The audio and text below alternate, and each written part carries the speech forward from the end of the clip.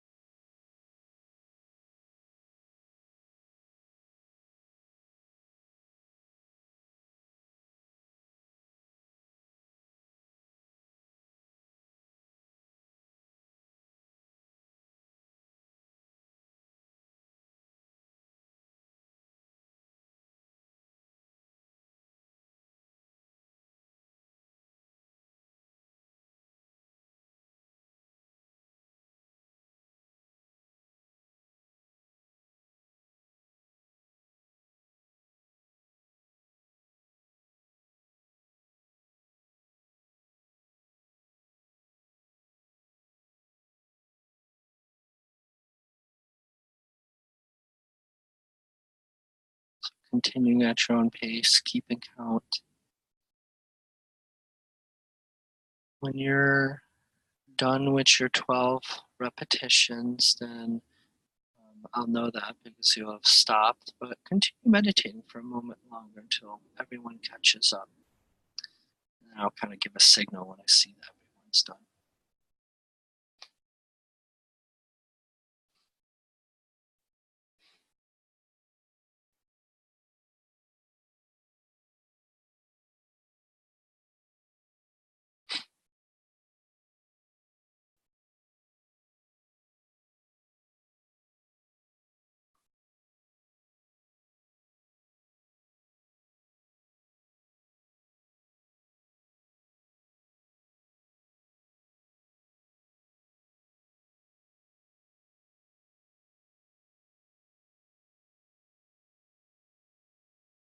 So Heidi, as you're joining here, everyone's doing alternate nostril. They're getting near ending.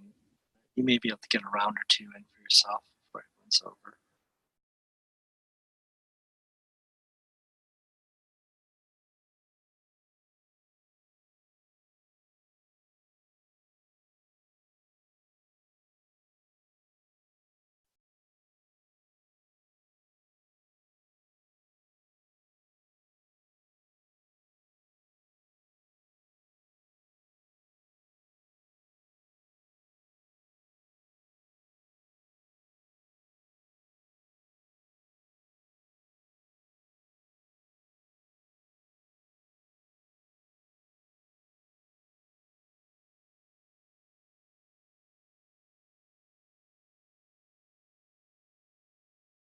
So excellent. Slowly taking a few more moments in our state of more relaxed awareness, more focused awareness. And with the next few breaths, we can begin the journey back to presence and opening our eyes. Excellent, and welcome to class. How many of you find that pranayama is one of those things that you don't get to do as much as you would like to, but once you start doing it, it's hard to stop? It's really wonderful. It works, right? It works. It's probably the easiest method to calm your mind. And it's such a good, inevitably, almost every client I see that comes in through the door, I give them pranayama as a foundation for meditation. Even before, especially when people begin meditating, doing pranayama is such a helpful tool because it really helps them get over that encounter with their mind, which is sometimes very shocking about how mobile it is. Right? All of us who've done meditation probably had that similar initial experience of like, whoa, oh man, I'm crazy, or this isn't for me.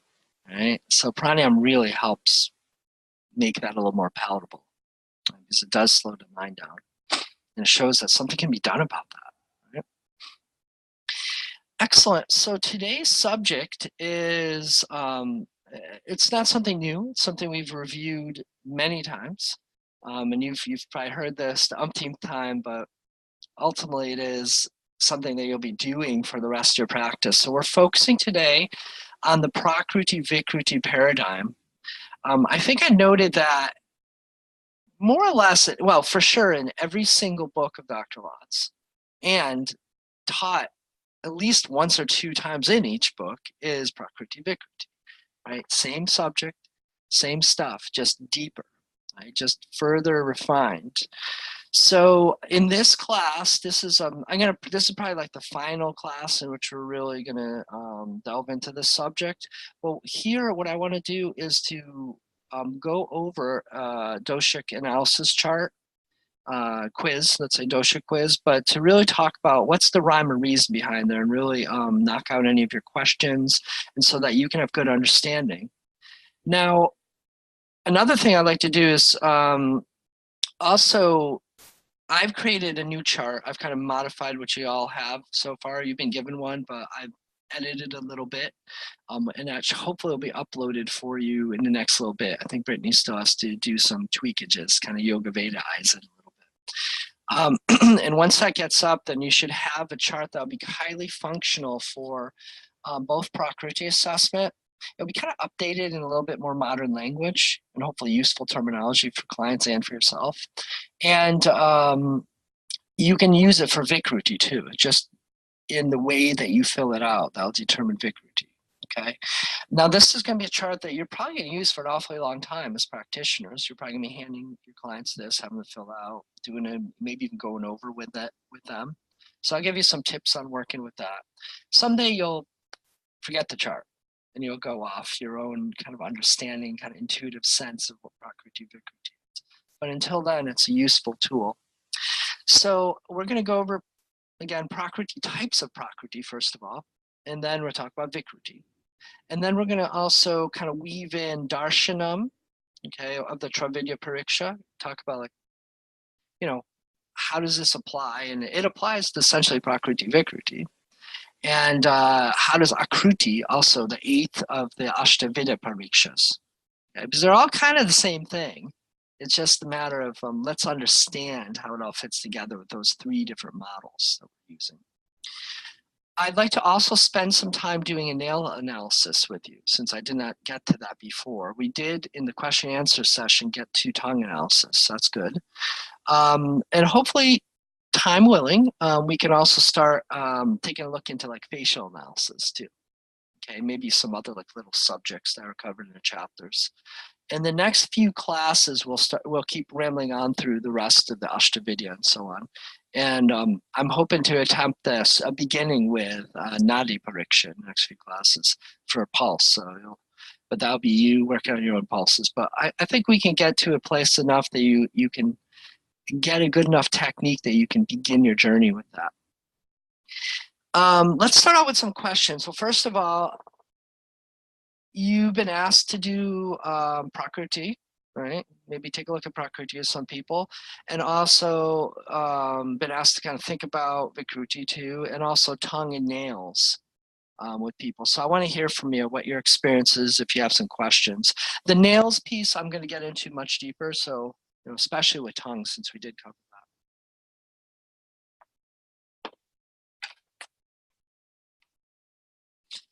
Can you talk a little bit more about, I think it's the papillae on the tongue?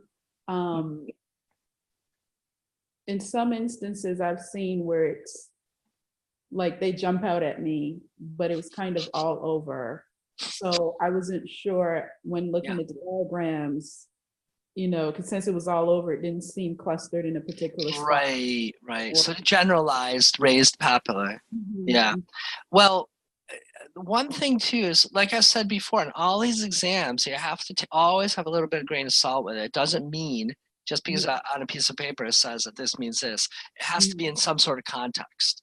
Okay. So a couple things to look at is, okay, you got to generalize. Okay, there could be a generalized condition the person has. That's one thing to keep in mind. However likely is this is just how their tongue genetically ancestrally is. Some people do have raised papillae and it's normal. Okay, so that's one thing to keep in mind. Another thing, let's say. Now, the quality of the papillae. Is there coloration? Are they pale? Are they red? Are they really like flaming red kind of like way? Is there any ulceration with them? Right? Do they tend to maybe bleed if that person scrapes a tongue or whatnot? Is there coating on them? Things like this. So those are important factors. If they have a certain coloration, if they're very pale, that could be anemia. But usually, I've rarely seen that. What I normally see though is when you have a lot of raised papillae, okay, and they're red, then that could be a more systemic inflammation, maybe low-grade fever, things like that. Okay, and that's fairly common. I've seen that a bit, that there's just red dots all over, and that's the papillae all over someone's tongue, and they just have a lot of heat condition going on, sensitivity or something like that. It just depends on other information. Okay. Like for instance, perhaps someone has a food sensitivity and they're eating that every day. And it's just continuously in the cycle of inflammation. Yeah, so that's one thing. Or there's a lot of inflammation in rakta dhatus, so in the blood, maybe they're getting rashes, things like that. Just a lot of heat in their system that needs to get out. So those are possibilities. Again, it needs to be in context. needs to be justified by something else, by questioning. But those are questions to ask or go down the rabbit hole with. Yeah. I was confused by a tongue that I saw recently, and she had like it was kind of a light white coating over the tongue in the general sense, but then the edges were red, like a bright red color on the tongue, and that really confused me. Yeah, sure. Great question. So, first of all, light coating, if it's very, very light, just like a thin layer, it may mean nothing. That's fine. That could be a sign of a healthy tongue. Just depends in context. If now the edges being very red, was there any indentations? Was there any striations? Was there any ulceration on the edges of the tongue? No indentations that I noticed, but there were some kind cracks in the tongue. Somewhat. Cracks, you know. Yeah. Like, Okay. Yeah. Okay. So, red is often associated with pitta, and that the edges of the tongue are often rasa rakta dhatu. If it's all the way around, it's pretty kind of like a deep rasa rakta thing. Okay. And if you see some cracks and stuff, and also that fire element is causing some dryness, like so there's probably some dryness with it. So it's not necessarily like a wet type of pitta. It's a more dry type of pitta. So again, inflammation, sensitivity, pitta and rakta dhatu, rasa rakta dhatus. that would make sense because she was complaining about anger and irritability. Yeah, checking her that, is that the cause or is that a symptom of also her blood, having some sensitivities? Basically, that makes me think, I just taught the Sampropti class to another Ayurvedic Wellness Council program yesterday, and it makes me think, so Prasara stage, third stage of Sampropti is really going on here. Or Bhakya Marga, the issue that you're seeing from that, just that sign, is definitely pitta is spreading in the rasa rakta, in the circulatory system. Okay, if it's going deeper, it could very well be. Yeah, good. So you got a correlation there, right? It's something that can correlate. Good. And it's all about connecting the dots. Yeah, go ahead. Oh, I'm sorry. My tongue often has indentations on the edges. What is that? Like could be malabsorption, could be a little bit kind of like swelling, could be a little inflammation. So it just depends what's relevant. Okay. Sometimes it's really subtle. Like you may not have any obvious symptoms, but you may have like gut permeability issues, but which can be asymptomatic, but they may be leading to other stuff that you got going on. Okay. Yeah, Rafael. Yes. A couple of questions. One is the person was looking at the tongue. It was very defined like a kapha tongue, and could you deduct from that is a high kapha? There is kapha in his prakriti, or you really have to look at everything before you. Yeah. Well, yes, yeah. I mean, a kapha tongue is a kapha tongue. Yeah. Okay. Remember, in our prakriti, we all have some kapha, and it's probably going to show up somewhere. Yeah. Right. Even if we're vata, we're still going to have something that's kapha. Maybe we have kapha nails. Maybe we have a kapha tongue. Maybe we have kapha eyes. Maybe we have kapha hair. Right. Back in the day, I used to have much more kapha hair. That's changed. But so it shows up in different ways, right? Like it's hard to see right now, but I have very kapha eyelashes. I still have these like long, giant eyelashes, and my son has them too. It's like everyone's like, "Oh, look at those beautiful eyelashes!" It's like, "Is that a girl?" It's like, "No, it's kapha eyelashes." Is he a kapha? No, he's a vata. His mama's a vata. It's like, so it's just one factor to take into account. Now, if you saw lots of other kapha factors. Yeah, well, kapha may be higher than one in the bar graph constitution. Yeah. Right? The other thing, there was indentation in the tongue, and it was towards afternoon. So my thought was, being a kapha tongue, so it is larger, it's quite thick. And I was thinking maybe the indentation is something that naturally will happen. as a consequence. Not necessarily. So you said it was in the. But because it was in the afternoon, I thought actually this no, because if it was, maybe it's during the night that will happen. So it would be more visible in the morning if it was just. Well, the tongue's never going to change that quick. Oh, okay. No, we're talking about 6 months, 2 to 6 months Oh, okay. at least to Okay. see changes in tongue. So you saw something. Where's the indentation, right? It was, well, no, it was on the edges, you know, the edges of the tongue. Yeah, so the scalloped kind of. Yeah. Okay, Yeah. well, yeah, okay. So a couple things here. Again, malabsorption is the generically kind of generalized idea about that. However, it could mean lots of other stuff. Like I had a nice talk with a Chinese practitioner, and what they're saying, which makes a lot of sense on a physiological level, is what's happening is the tongue is swelling and pressing into the teeth. Now, someone could also be pressing the tongue into their teeth, okay, which can be more of a vata disorder, but there could be swelling that presses in there, so it could be a type of kapha malabsorption versus vata malabsorption kind of issues. Is it really even malabsorption? We don't know. We need to have some other factors, but those are just potentials and possibilities. Okay. And last question. If they got parasites in intestine, could that show up again as indentation? Yes. Oh, yes. Yeah, that could be one sign, but usually you're going to have shaved patches, raised papillae in the back, things like that. You're going to usually have some more signs. Even at the beds, the nail beds may be a little reddish. Okay, some inflammation in nail bed is another sign of parasites. Those are usually things I look for besides actual symptoms like, oh, I'm having diarrhea a lot, I have aches, I have pain, you know, so on and so on. If all that comes together, yeah, I could probably say you probably do have parasites, and let's get you tested properly. Okay. Great, good questions, awesome. So you've been doing your homework. This is good. This is good. One question. Yeah, Cindy. Oh yeah. Or Carla. First, Carla can go. No, go ahead. Go ahead.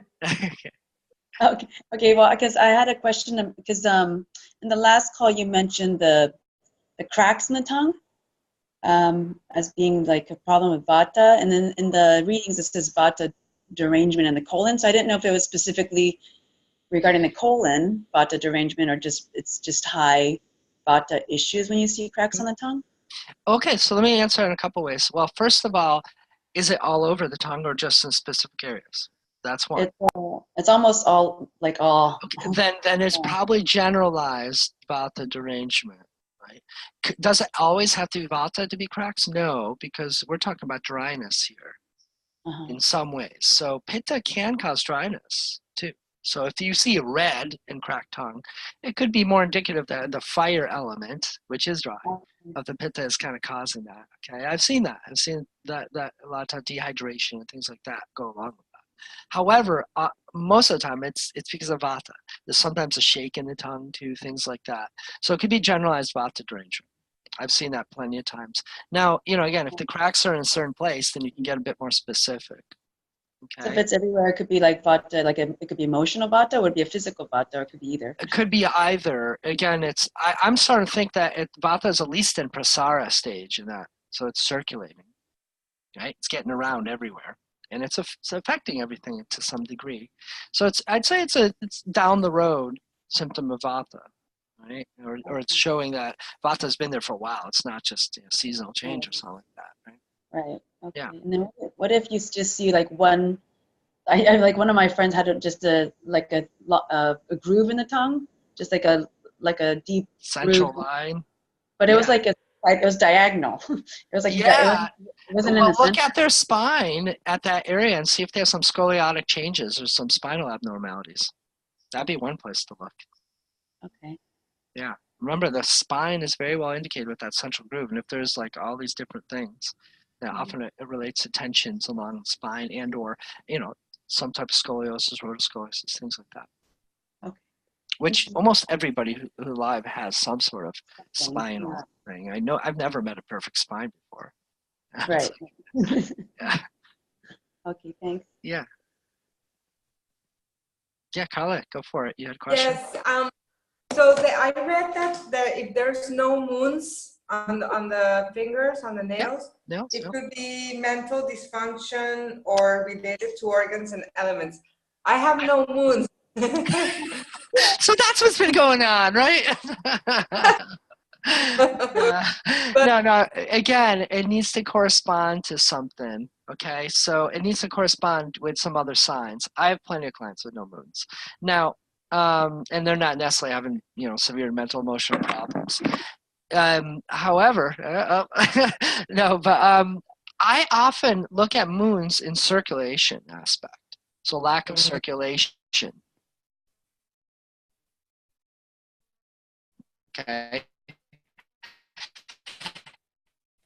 And other moons. I think I made a mental play. But circulation could be an issue.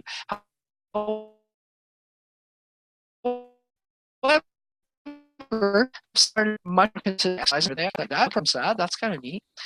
So I look at it first at that, but it depends again what signs you're seeing. Do they have moons everywhere except for the brain organ finger, right? Which we'll go over a little later. Then in that case, and they also have some mental emotional issues going. Well, maybe you're finding some correspondence. Maybe it actually has to do with circulation to the brain being impeded. That can cause some issues, right? So again, there's a lot of possibilities, but remember not to jump to any conclusions without at least confirmation from many different angles for that. Mm-hmm. Okay.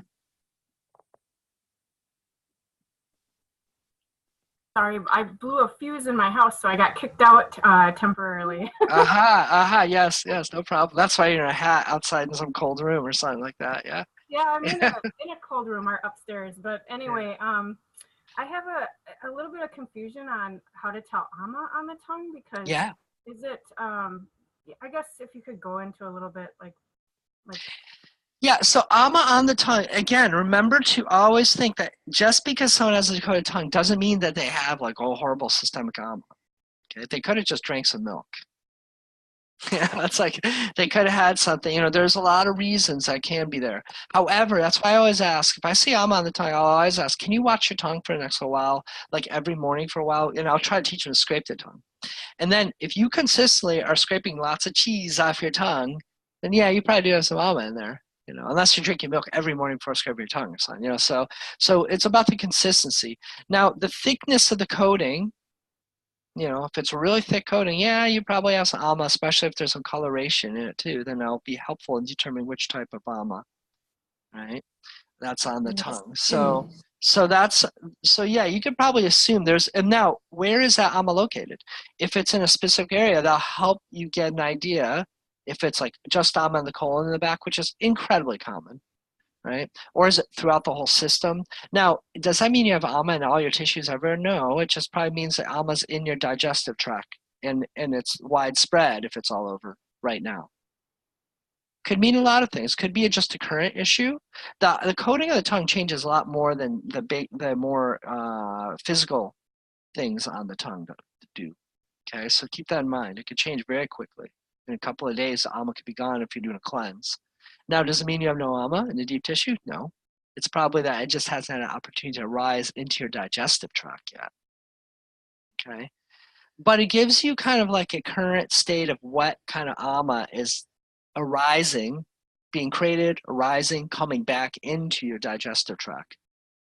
Okay, so that's the usefulness of that. Like for instance, if someone's doing a cleanse, have any of you done a cleanse and monitored your tongue before?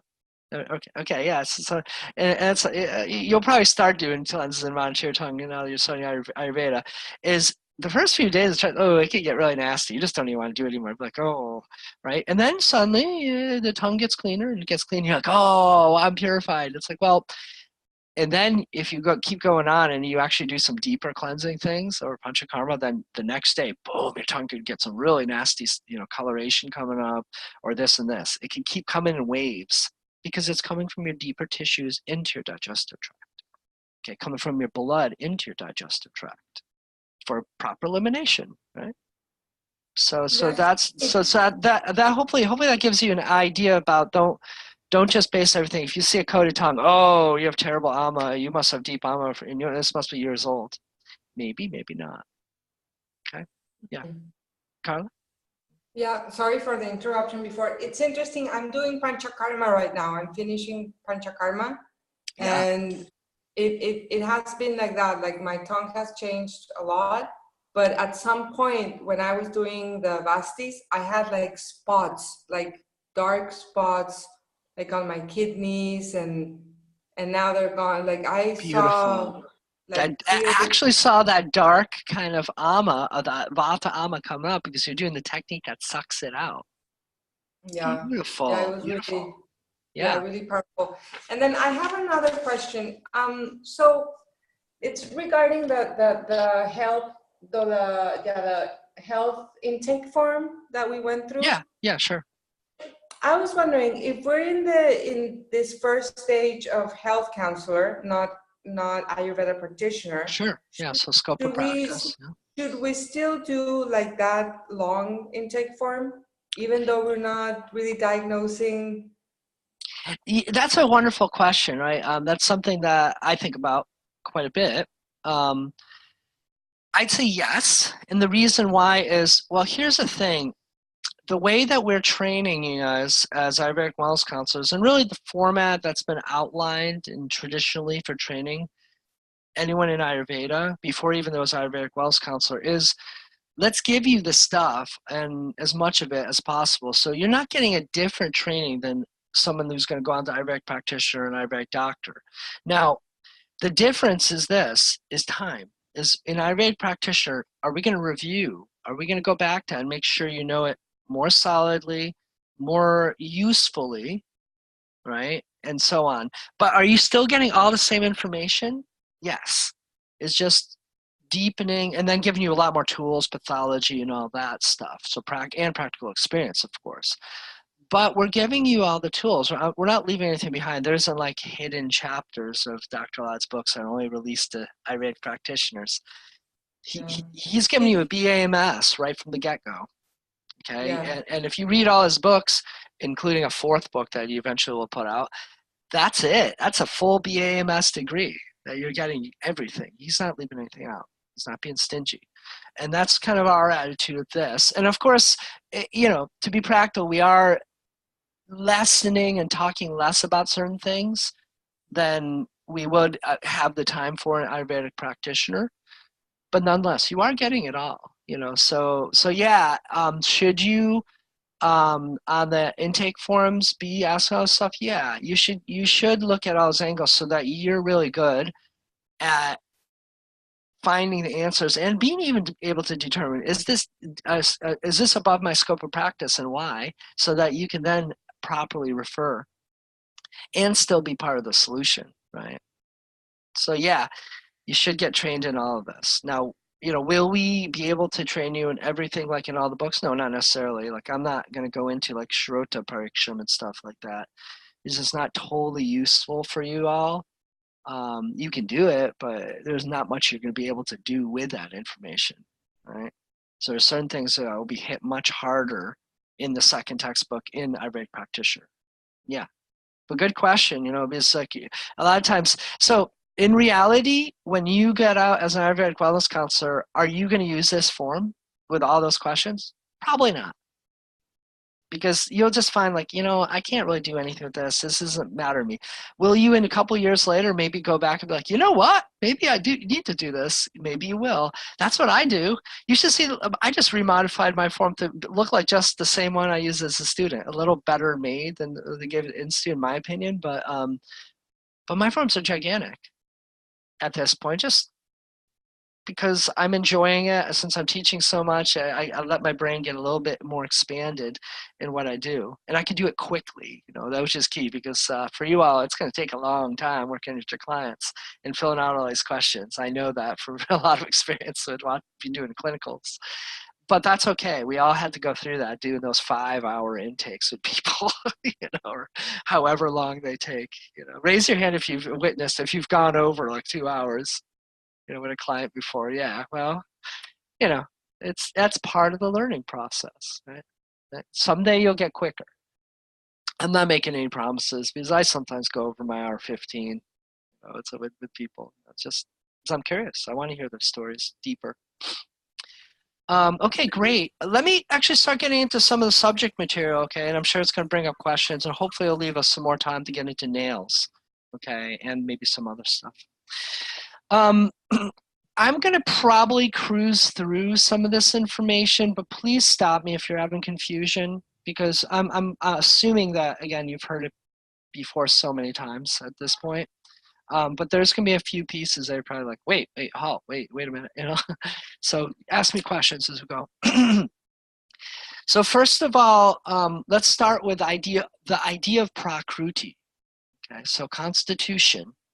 Now, Prakriti is like most Sanskrit words, it means so many different things. It's the primordial divine energy of creation, right? If you look at Sankhya philosophy. But in the context of Ayurveda, we're talking about your constitution, right? Now, it has a lot of meanings. It has a lot of variations. You know, some people say more than 4. I'm going to talk about like 3 key pieces of Prakriti. Some of this information isn't incredibly practical at the beginning, and it kind of goes with Carla's question, like, you know, when you're more advanced practitioner and so on, some of this will be a little bit more valuable perhaps, or you'll be kind of utilizing it, but you should still be aware that this exists. And especially if you're trying to explain things to medical professionals and stuff like that. Like I had a really fun hike with my friend who's a doctor, MD, and he's drilling me about pathogenesis.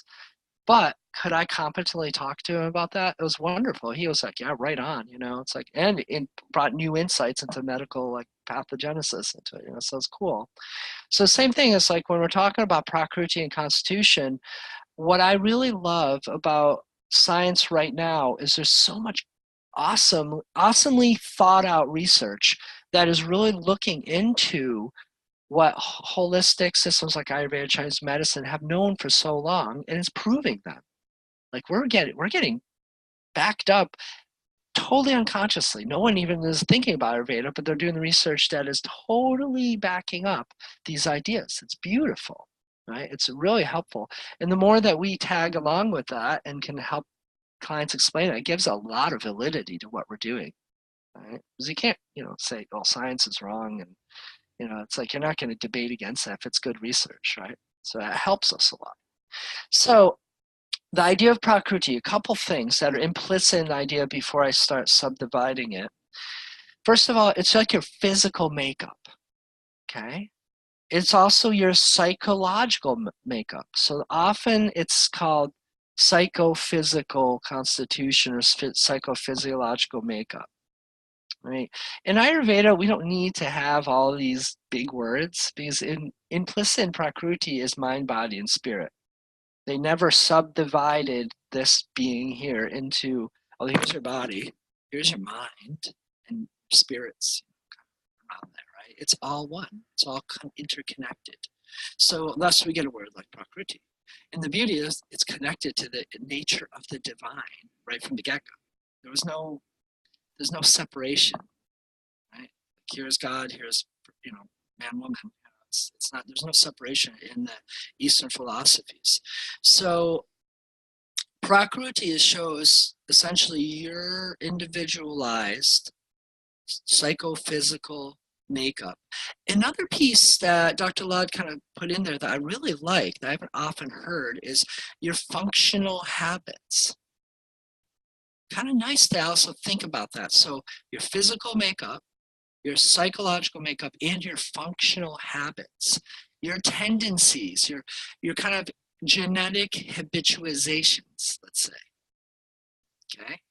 Because we do have those, right? We do have those. Now, what influences this? You know, why do we have this? Like, how did we get to that point to having this individual body? Well, our parents' constitutions are very important, right? Our parents' genetics are very important. Now, beyond that, our parents' diet before and after conception and in utero were very important, right? The parents' lifestyle before, during, and after conception, or in utero again, are very important. emotional states before, during, and after are very important, as well as season, climate, before, during, after. After in being in utero is all very important, right? And habits the parents have, so on. I can go down the list. This is all important. This is all scientifically backed too. We know that. We know that the diet, lifestyle, health, the genetics of the parents, what genetics got turned on, because now they have that field of epigenetics and all this, and understanding of how food, diet, lifestyle affects genetic turn-on rates. So what got turned on when the parents were conceiving by that time, let's say. And then also in utero, do we know that there's some effect from the outside world for the mother?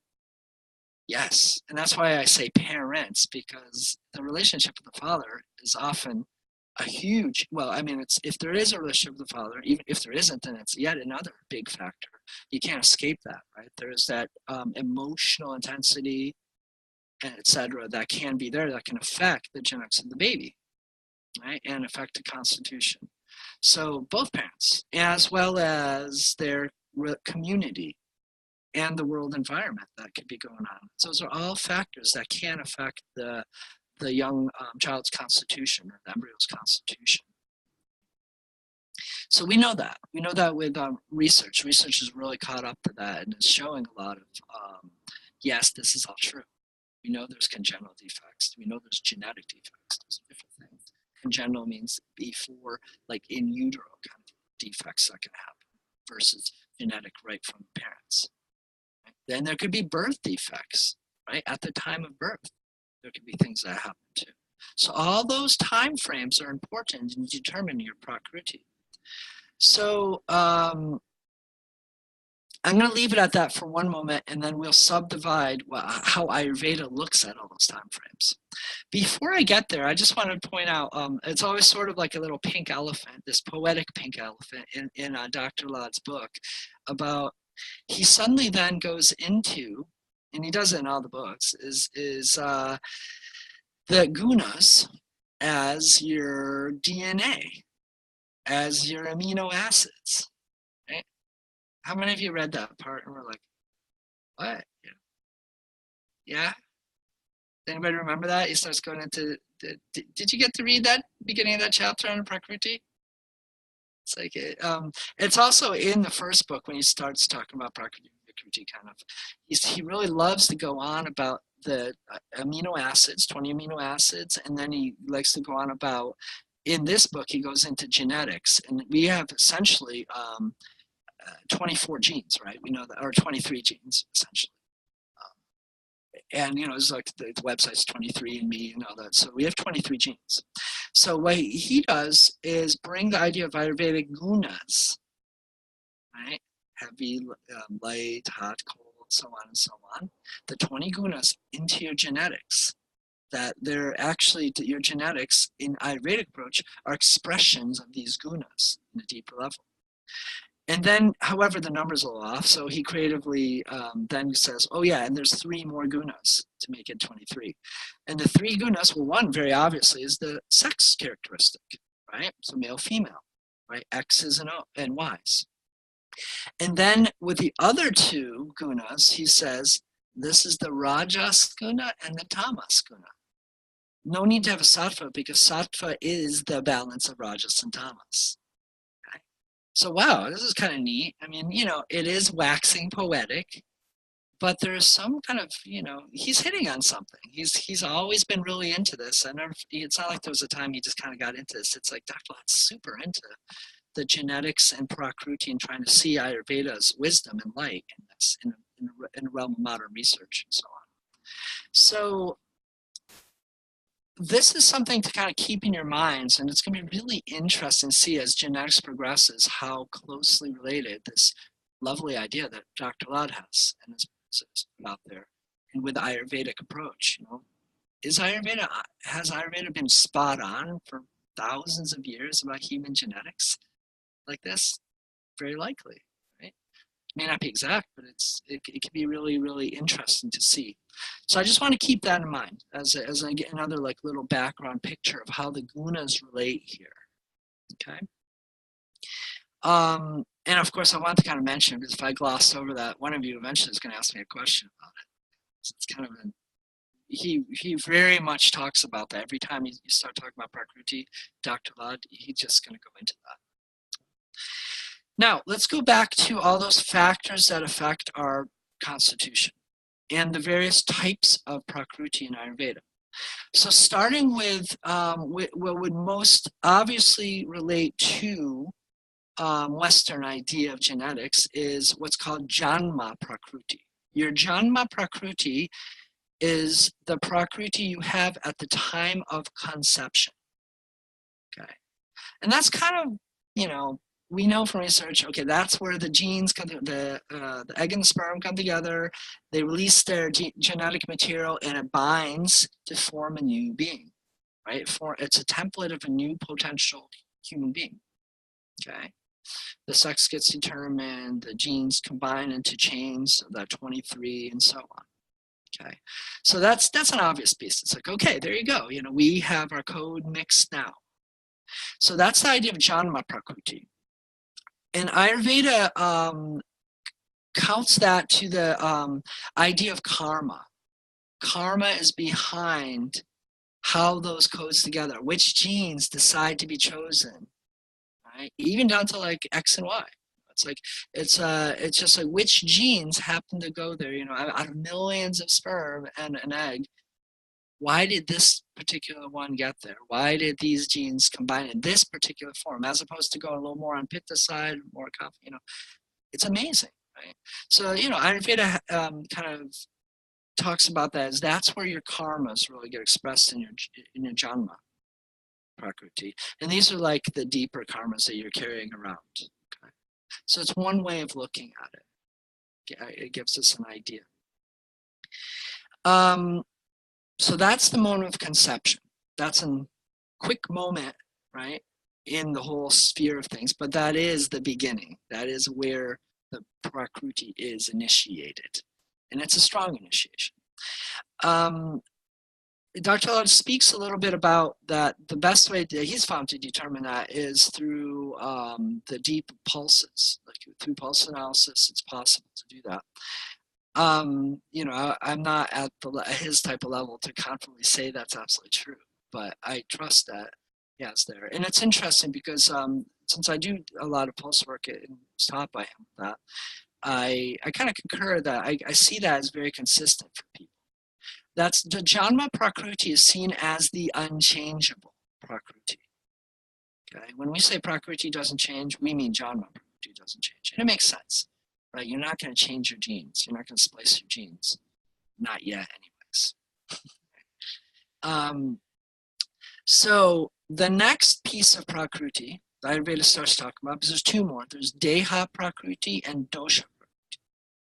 Deha Prakriti is important because there is a possibility to change Deha Prakriti. And it's very rare, but it is possible. And what's this idea of Deha Prakriti? Okay, we already have our genetics. But Deha Prakriti is more Prakriti that's infused in or the idea of your physical body. And it's more like an expressed in the fetal life in the womb.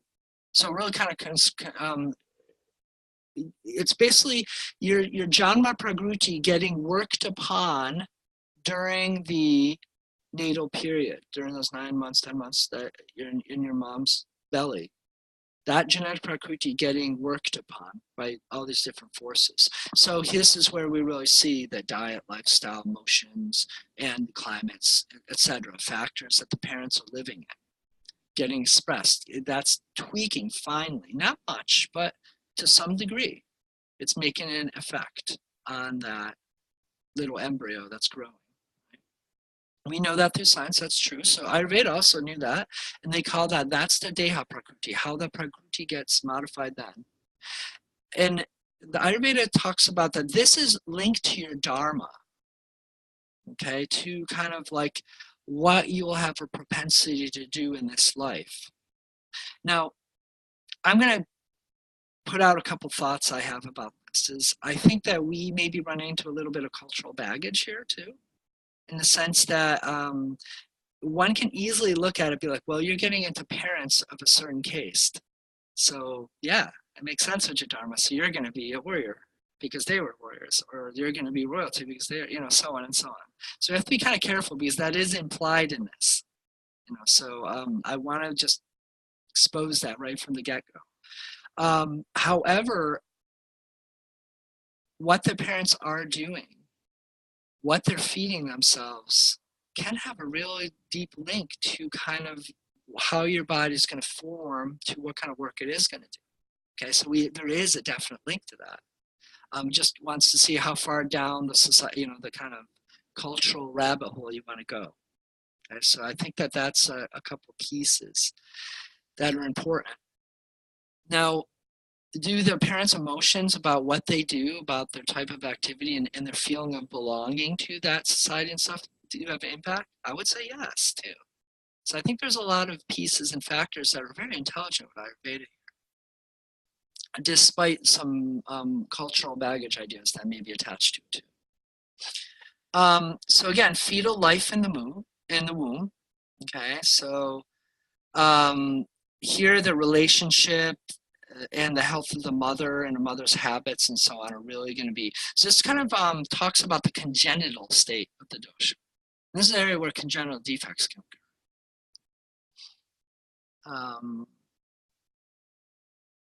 Let me see if there's a little pieces. Now, one's deha prakruti is changeable with long-term disorders too. Okay, so it's kind of like a layer of prakruti that is possibly changeable. So let me talk about the next layer. It'll make a little more sense on what I've been speaking about here. So then there's dosha prakruti, what's called dosha prakruti. So this is the prakruti. It's the ratio of doshas at the moment that you're born and take your first breath. Okay. So what's going to be a factor there? Well, you know, what's different than the last two things I talked about? Janma being just the conception genetics, Deha being then the applied factors, congenital factors, in utero factors, right? And then now suddenly you're brought out from birth canal into the world. So how are you brought out? That's one thing. C-section? Is it natural birth? Are you brought out into water? Was it traumatic? Is there issues there? Because there could be birth issues that could be happening, or birth trauma, things like that. The season, right? Are you taking a first humid breath? Are you taking a first very dry breath? Right? Do you have stuff in your lungs? Do you have meconium there and needs to be pumped out? You know, there's all these factors, right? And how are you treated? Are you put into a plastic box, right? Like ICU unit, or are you getting put in your mom's hands? And so there's so many factors that go along into making that. And that has a small, but a palpable effect on the prakruti. In any case, once that's happened, prakruti is there. It is then set in. I would say that there's probably some debate too that the first few weeks after birth probably still make a big, you know, dent in that. And you know, we could say, where does prakruti go to vikruti? Right? You know, is it, you know, can it be congenital? Can it be at the time of birth due to, like, say, birth trauma? Is that considered vikruti versus prakruti? You know, I don't know if I can answer those questions. I just say that there's something that you should all be aware of, the students, is that there's a lot of debate about that. Some people think one way, some people think otherwise. Okay? There was no like exact, you know, given in like Charaka being like, no, stop arguing, this is absolutely certain. So it's just ways of thought, but things that should be considered that can impact both someone's prakruti and can be a factor of helping them out through their lives. I'm going to have a little brain break there. It's a lot of information. Questions? Make sense? Yeah. I have a question. So if a child has an issue, like an infant, then yeah, like you were saying, at what point is that the prakruti issue, or is that the vikruti issue? Yeah. Well, should it be treated like a vikruti? Yeah, I would say so if there's like a real issue. But let's say I think this brings into fact of like, if it's a genetic defect, there's only so much we can do. We can mediate the vikruti that is being caused, but is it in their prakruti? It is. You know, we can't fix the genetic defect at this time. So that's where science is trying to go, right? It's like, wow, it could be a mixed blessing, but that's where like modern science is going. So, do we kind of get that? So the prakruti is altered. Let's just say it'd be an unfortunate prakruti. As things are, it is unfortunate when someone has a genetic disease. That's like that. But should it be treated like a vikruti? Yeah. You're not just like, oh, you're in balance, you're fine. You know, it's like, no, it's, you know, let's see what we can do about this to make your life better.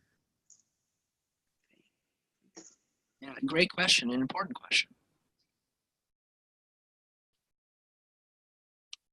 Any more, please? Just make sure you get that. Okay.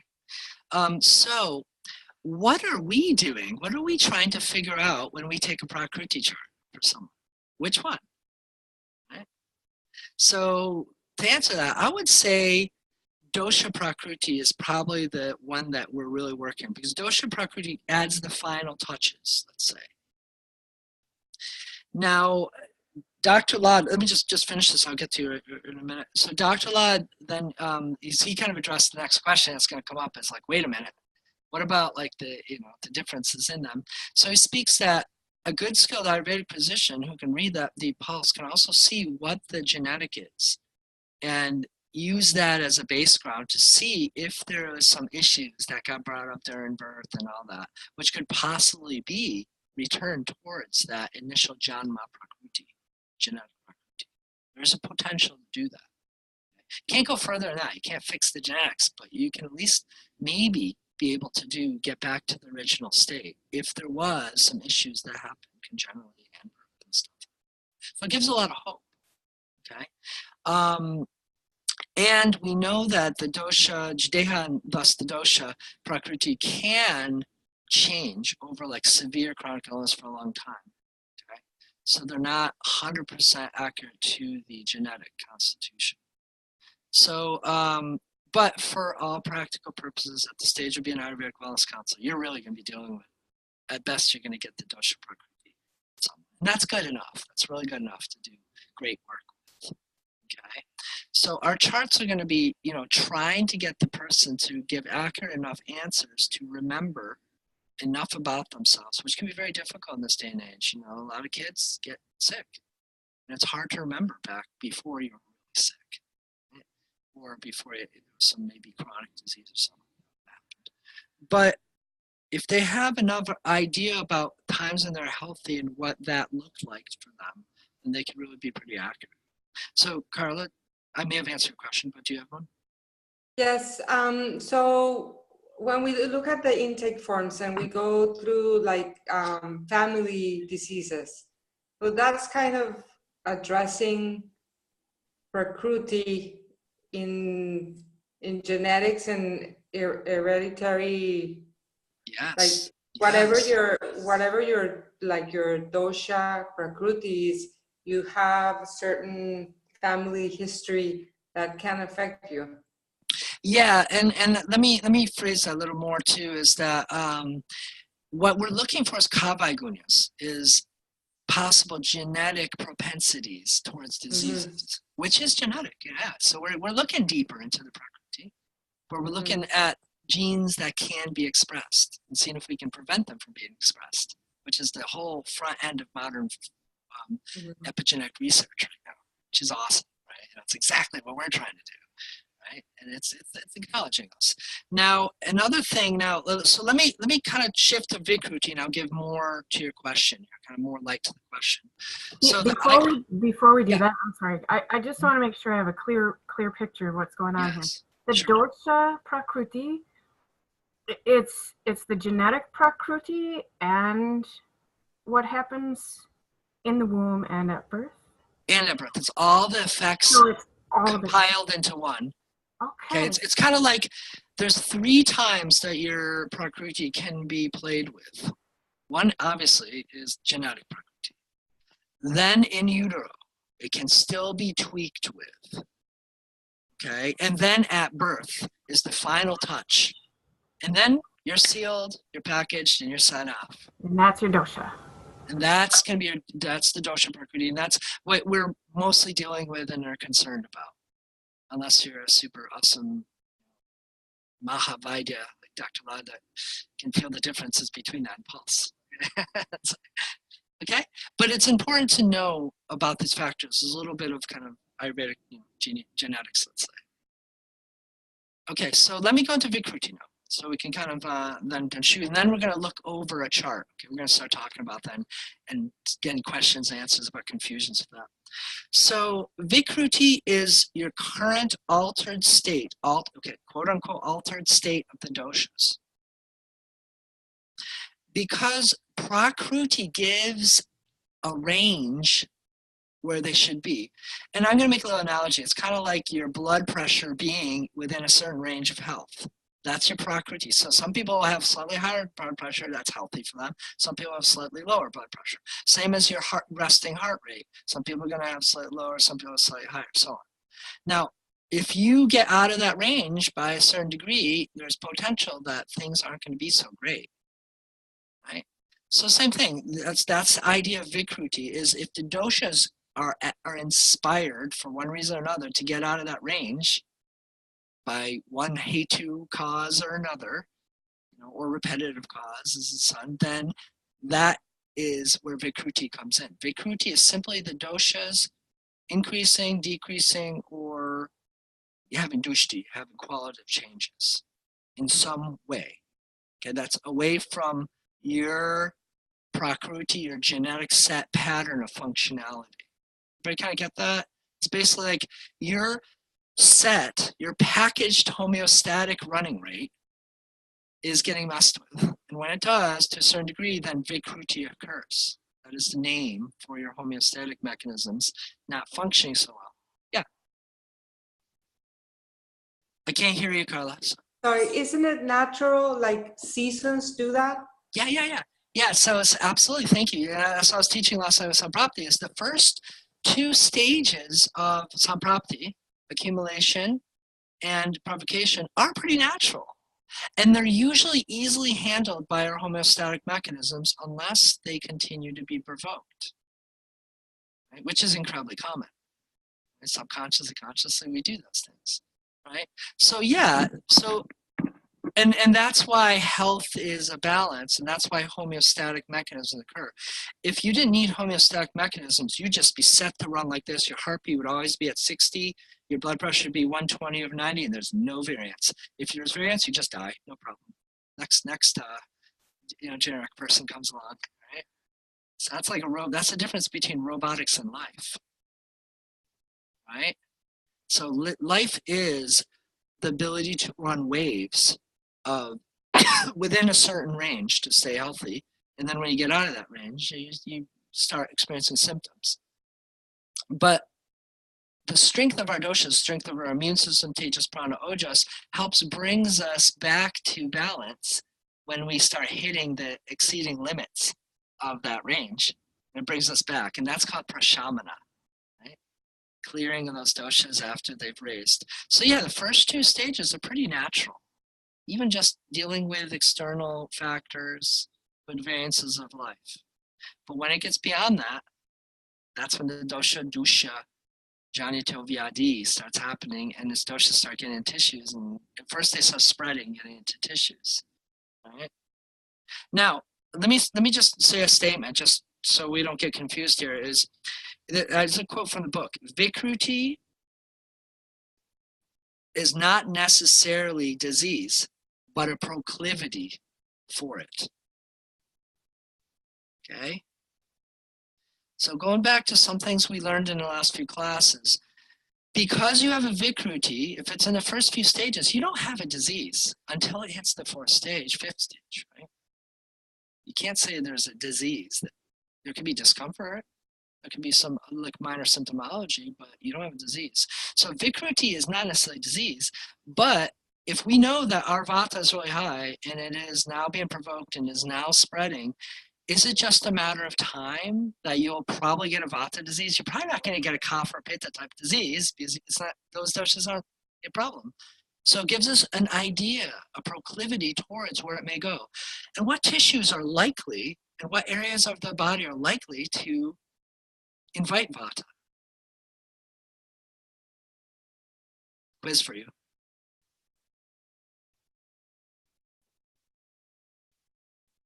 Bones? Yeah, bone. Keep going, keep going. So Asti Dhatu, yeah. What other Dhatus has a likely relationship with Vata? Starts with an M in Sanskrit. Maja, Datu? Yeah, Maja Dhatu. Absolutely. Absolutely. So Maja and Asti are some obvious choices there. And does it not go that way to some degree sometimes? Yeah, it's a proclivity of where Vata will go. So we know if Vata is rising and it's continuously rising, it's likely going to wear down those areas if there isn't other places that are weak, right? Or genetically have a propensity for it, right? And then, now what are some sub-sites of Vata that would draw it towards? So we're not talking about Dhatus here, we're now talking to sub-sites. So what would invite Vata to go and cause problems? The mind. The mind, The thigh. the thighs, low back, right? Lower Colon. back. Yeah. Yeah, right. The sense of touch, right? And on, right? Ears, right? So these are things. So if we know that Vata's up there, we know, and if it's chronically being an issue, they may have an awesome, strong constitution, but over time, if it keeps going on, those will probably be the places I'll get drawn to. Unless, of course, they had a Pitta parent that had a really strong Kava gunya, and there's a Pitta like dosha, like the blood, that Vata may break down through that Agni since it's a weak Agni because it's a genetic issue. Right? Does that make sense to y'all when I'm saying that? So we can imply that if someone has a high Vata, it'll likely go down the path of Vata diseases and Vata tissues and Vata sites. But if there is a strong genetic Kava gunya that's a Pitta one, it's going to brush up against that, and it'll be an easy battle to win, so it'll likely choose that one too. Yeah? So that's why when you have a Vata issue, it may not always be in the Vata tissue or in the Vata subsite if you have a genetic propensity or some sort of Kava gunya that's more Pitta or Kapha related that you may have gotten from your parents or at a time that you had high Pitta or Kapha or something. Everybody just take a moment, brain break, and I'd love you to understand this. It's an advanced idea, but it puts a lot of sense into the whole disease process. Yeah. Pathology. Yes, I'm thinking about my condition with the eyes. Is that there is, obviously the eyes is the site of Pitta, but at the moment the problem is more related to a Vata issue.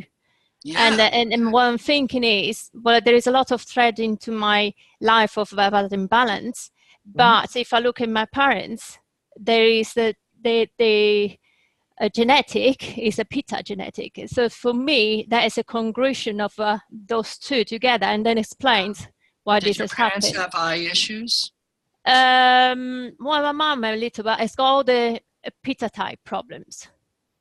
Not necessarily in the eyes. Yeah, well, okay, yeah. So so there's a potential. Maybe there's a Kava gunya in eyes that's kind of passed down.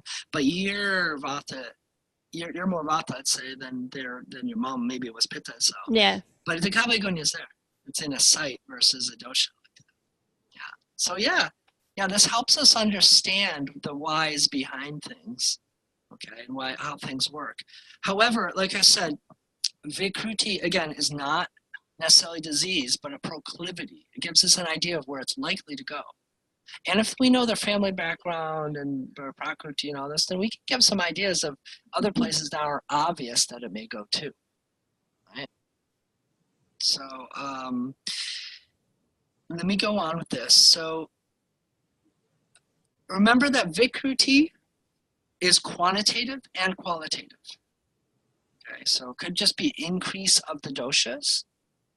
And usually after a certain point, then it gets very, very obvious that certain qualities get emphasized in Vikruti. And remember, when you're comparing Prakriti and Vikruti, it's kind of the offset of the Vikruti doshas with ideally the Janma Prakriti doshas. That's what Dr. Lad kind of points out, that ideally it'd be Janma Prakriti, but for all rights and purposes, the dosha Prakriti. That's where the factor is. The offset of the Vikruti doshas, the difference there, where it's offset, the places where it's showing the differences, like when you're doing the two charts, a Prakriti Vikruti chart, is likely to be the place that, and the gunas that are being offset. That's what you're looking for as an Ayurvedic wellness counselor practitioner. So let me rephrase that again, because we're going to go into the charts in a moment. You have someone take the Prakriti chart and fill it out in light of their life and times of health and balance, let's say. You have that information, you have those scores on the bottom. You have them take that chart again, or a slightly modified version that's more Vikruti based. You get slightly different numbers. Those numbers hopefully will correspond to the complaints they have, because you never want to assess someone on an 8.5 by 11 piece of paper and trust that more than a person's word, of course. But hopefully those numbers correspond. That, wow, how come your Vata is 16 on here, and in your Prakriti one, your Vata is 10, okay, or 5, you know? Well, there's like the thing. Then you look at which ones did they score, they chose Vata instead of, let's say, Pitta in their Prakriti. You know, which ones that are off in the Vikruti. And oftentimes then you can question them, what qualities, what gunas? You and I can say gunas, but give me some adjectives to describe why you chose that. Well, you see, normally I've had like kind of more sharp eyes and so on, but now they've been dry for so long. The dry quality is now there, and that's a quality of Vata. Of course, we talked about Pitta being Vata too, but there we go. So now we got dry guna. And then maybe they have, let's see, I've say they're a Pitta person. They're like, I've always had a very sharp mind, but my mind is all over the place now. So that's why you chose that in the mind section in your Vikruti versus Prakriti. Mobile quality. You follow me now? Okay, just a brain break questions. Are you following me? I'm going to give much more examples when we get in the charts, but that's our method to our madness. We're hopefully getting, yeah, go ahead. I'm sorry. Go ahead. You use the same questionnaire though, or is it a little different, the Prakriti and the Vikruti one? Sometimes they're different, but it's more about your skill in explaining how to take it and your skill in reading it. Okay. Now read those things, okay? So let's get into that. Okay, I had somebody I tried to do it, the Vikruti and the Prakriti, and I was so confused. Well, and so is she, because she couldn't remember her childhood. Well, this is where we get into it, okay? We're going to spend probably the rest of the class doing this. We may not get to nails, we'll see. Okay, but let's make sure we have you walk out of here feeling really confident with using these forms, okay? And I'm going to call it form because I've managed to get it onto one form. So let me just speak of a couple quick subjects before we jump into this.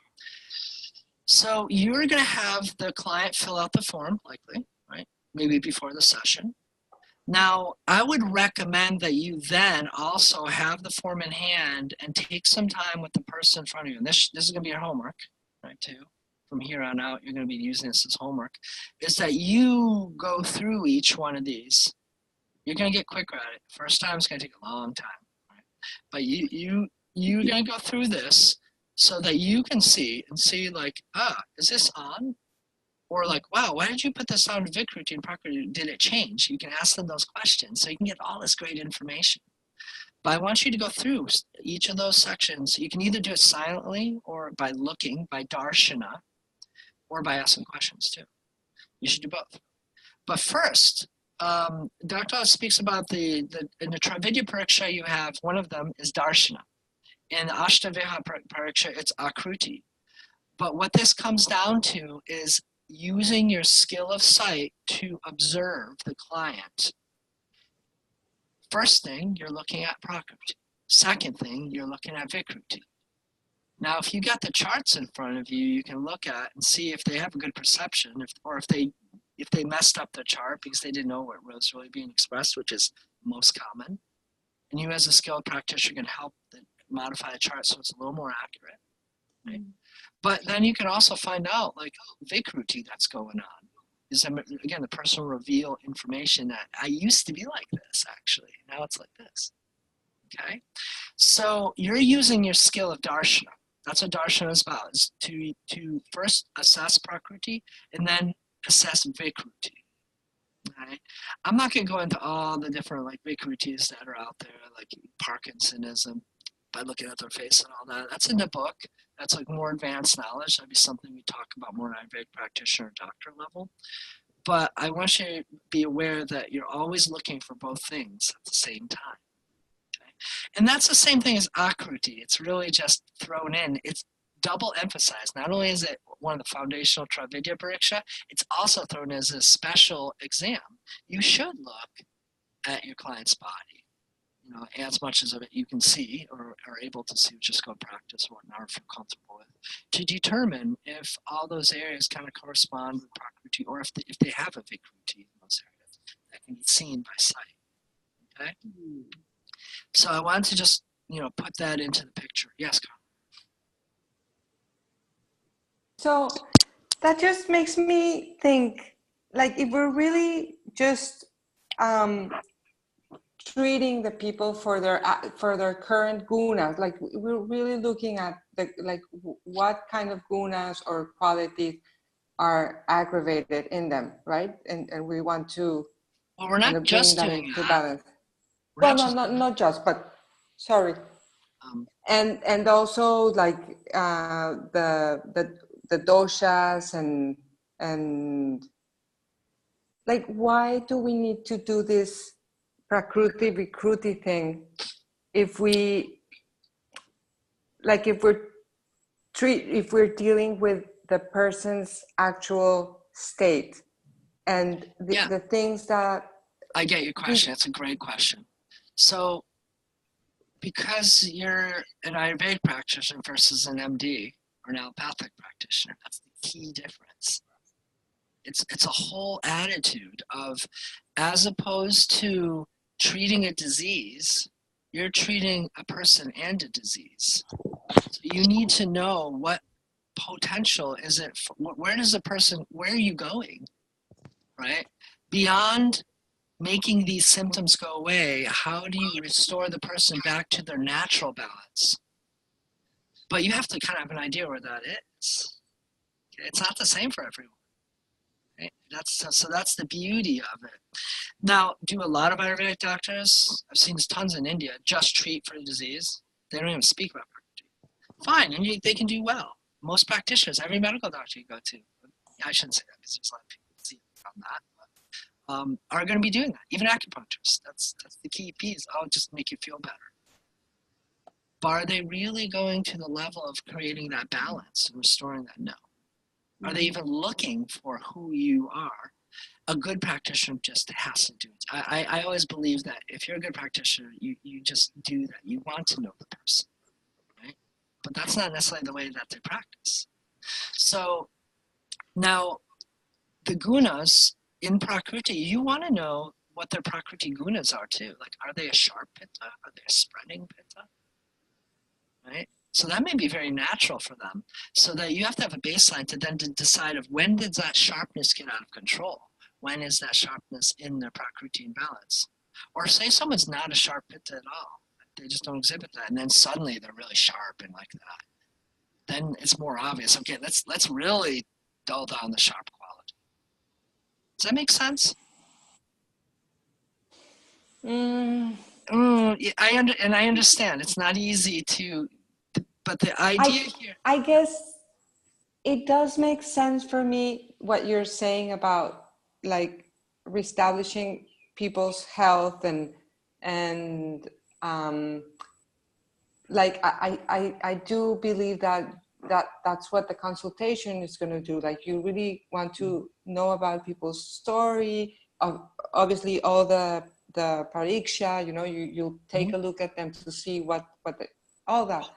But I guess just this idea of doing one test and then the other, like, I don't know, o sea, how much it is like necessarily, or well, no, I don't understand.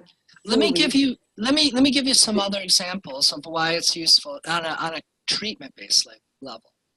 Is if you get someone's Prakriti and then you get the Vikruti, you base the treatment on the Vikruti, but you have to be mindful of their Prakriti. You need to know if their Prakriti is helpful, is going to be a helping factor to this treatment protocol you're doing, or will it be a hindrance? Because if they have a pitta, let's say if they have pitta Prakriti and they, but a big vata Vikruti, you're going to want to choose heating substances to help with the vata. But if you know they have a pitta and they're a hot pitta as a Prakriti, that could solve the problem but create other problems. Yeah, in the long run. So you have to be very careful. If someone's a vata Prakriti and a vata Vikruti, well, the heating herbs it'll solve the issue and it'll further help just their balance. It won't be harmful in the long run, Depends on strong, but it won't be harmful. You have much more, you have the support. There's no incongruencies. Yeah? So that's a very important thing to know, is if you know the Prakriti, you know how strong to use therapies and so on. Okay, and which ones that help get them out of disease but can harm them intrinsically if they keep going on. Okay, because remember, we can't just give them a formula and say, take it for the rest of your life, because they'll get sick. And this is why, right, from the formula. You have to bring them to balance, but then don't keep pushing it, because then you'll push an imbalance the other way. Okay, so does that make sense of why we should know Prakriti and why it's dangerous not to in some ways? And we see this all the time. How many people and you've been guilty of yourself, someone suggested something to you, it helped, and then you just kept taking it. It's just going to help me always. And then you found out wrong. It's like, or maybe not yet, but it could be contributing to other things. That's why we don't take stuff forever. We take it till it's balanced, and then we have to then do the things that balance us in a healthy way. First, you got to get the Vikruti down enough so then it's back to that ability for the body to do prashamana naturally, deal with the fluctuations, the homeostasis gets strong. So how often would you see a client then? Because normally you have the first visit where you're trying to set a way, a direction, but then you have to monitor it to see if it's going the right direction or actually you already reached the balance and then you're pushing it over. Yes. So this is a skill to be learned through experience. Like I see clients sometimes bi-weekly and sometimes 6 weeks, sometimes longer. It just depends entirely on the acuity of the condition. If I'm not 100% sure, maybe I'm doing a therapeutic trial with something, see how this works for you. Okay, that will increase the frequency, right? I tell you the truth, the more experienced I get, the more experienced practitioners I run into, see people probably more often because they want to fine tune it so well. They want to make sure the results are very good as opposed to, maybe in a month you'll feel better. No, let's make you feel better in a week or in a couple of days. Right? That's ideal. It's better than just like maybe, just maybe, So that's and it's also the difference between a one-shot practitioner and a family practitioner. Someone who actually takes care of people for over time, so you get to know people. Right? There's a lot of Ayurvedic practitioners that tour around. They're just one-shot practitioner. That's what they know. They just see someone once. As if like this miracle treatment make things go away. And then there's the people in the trenches that, they see the same people year after year, they get to know them and they can skillfully work with things that come up and educate them seasonally and all that. You can do either. You'll make a lot of money being a one-shot practitioner. So everybody's in the glam of Ayurveda, but the real work is actually being able to follow up. That's why, in clinicals, we want you to learn how to do follow-up and skillfully decide what is the time frame and so on. Okay, great question. Thank you. That's important. Let's get to the forms, okay, so we can run through them. I'm going to encourage you to read. Let me give you a study strategy too before we get there. The way I'm teaching you and the kind of strategy I'm going to encourage you to take, if you want to take the time for this to get good at this, is look at the form that we're going to create for you, okay, and look at the chapter on Prakriti, and go through each of the things yourself beyond what I'm covering with you. I'm going to cover a lot of information, but just time-wise, I'd like you to do that work too. Look at the thing that Dr. Lad talks about. Then go to the Darshana chapter. There's going to be a ton of overlap but what Dr. Lad would be like, oh, someone's Prakriti, it'll look like this and this, but what if someone shows up like this? So you can start learning how to do Prakriti and Vikruti at the same time by Darshana, by observation. Right? The Akruti section has very little on that, but it just confirms what he talked about in Darshana. So you follow that. First read bit by bit, trait by trait in the Prakriti chapter, then go to the Darshana chapter, which is a couple beforehand, and look at it. Look how it starts talking about like, oh, here are some Vikrutis that you can see when you're looking at someone's shoulders or their neck, their face, or their chest, or their belly, or whatnot. Okay, that'll show you the skills that you can gain and will start you on having an eye for Prakriti and Vikruti at the same time, which is an important skill. Okay, and it takes practice, but it takes some guidance too. I'm going to do a screenshot right now to show you my new version of the form. Everybody see that? Mm-hmm. Okay, good. So there's going to be a slightly modified version that's being put up for you soon. I'm working with Brittany on this, but I just kind of put the work in like a remodification yesterday, so it'll take a day or two. The forms that you have are perfectly functional too. Like you've been given them, right? You've been using them, right? So they're fine. This is just, yet another maybe fine tuning. But there's a couple important pieces here. So here's a couple things that I wrote down because this is a form that you can use for both. So first of all, gives the basic instructions, but then here's some instructions. Like if you can verbally tell the client, you can put this into your forms, whichever, but it's really important that you describe to the client the differences in attitude in taking it as a Prakriti form and in taking it as a Vikruti form.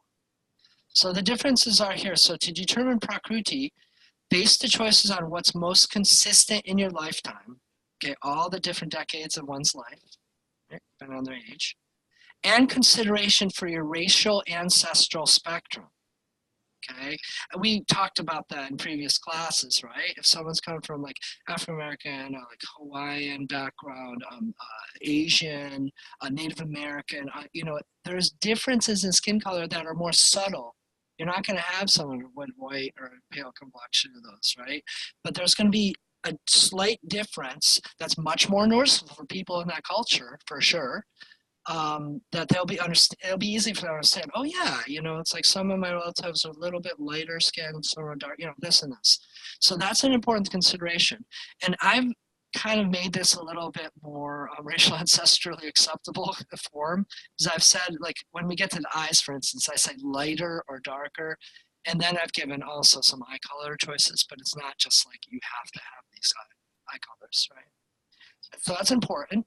Then keep in mind to think before you may have any of diagnosed chronic medical condition, because if someone has a chronic disease, that may really alter their perception of what their norm is. So before that time, we'll give a little bit better idea of Prakriti, unless, of course, it's a congenital genetic disease.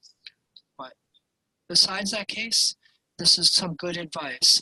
Now, I like to put this down too. Most people have one dosha predominant, a few people have two approximately equal, and rarely are all three equal.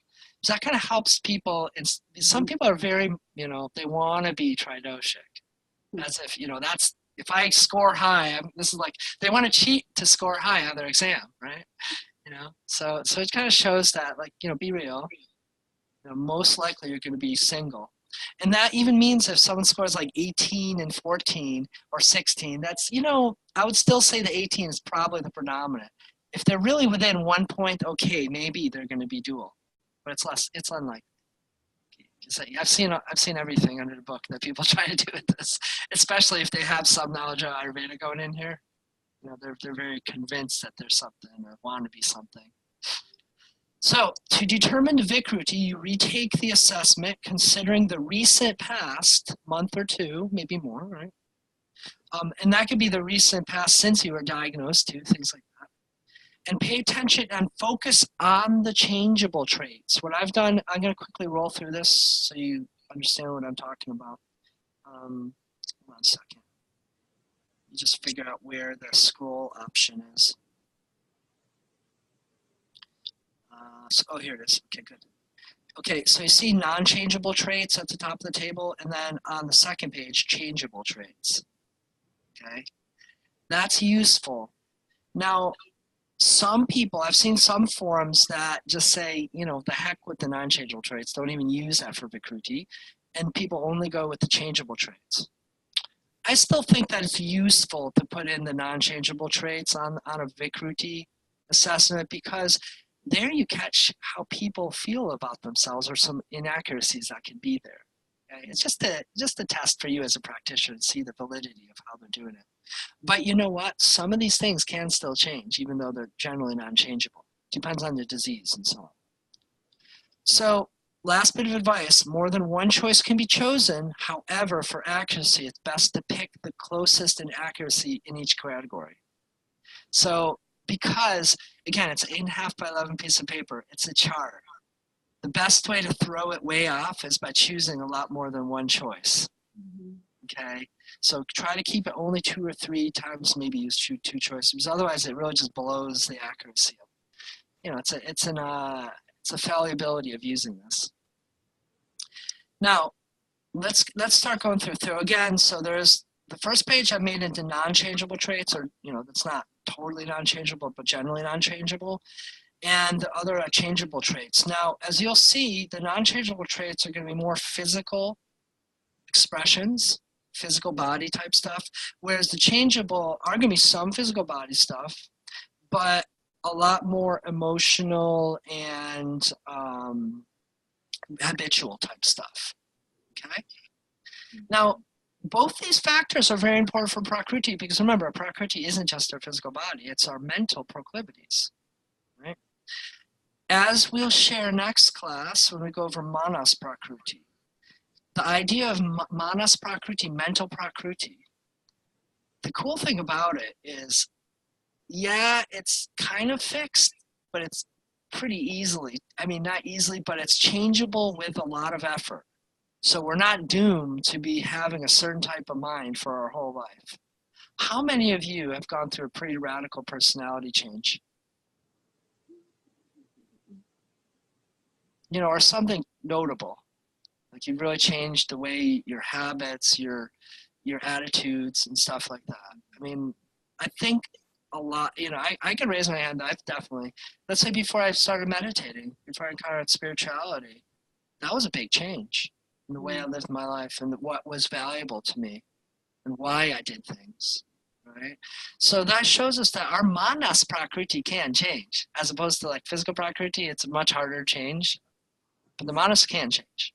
And that needs to be reflected here. So most likely places of change in Vikruti 2 is going to be in that changeable traits. Okay, so that's one reason why I also delineated them. So let's take a look. Let's get in through here, and please ask me questions as we go on. Okay. So first of all, body frame. Okay, we're often starting with a loaded question.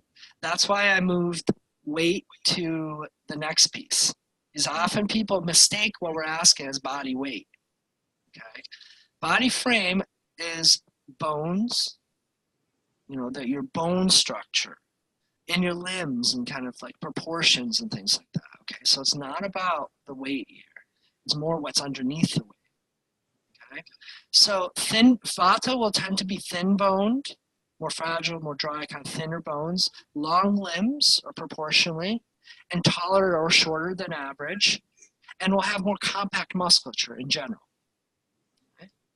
Pitta, medium boned, evenly proportioned, defined musculature. you know, if they work out or they don't, but it's again a generalization. Kapha, thick, heavy-set bones, larger frame, larger and often softer type of musculature. There are tendencies towards that.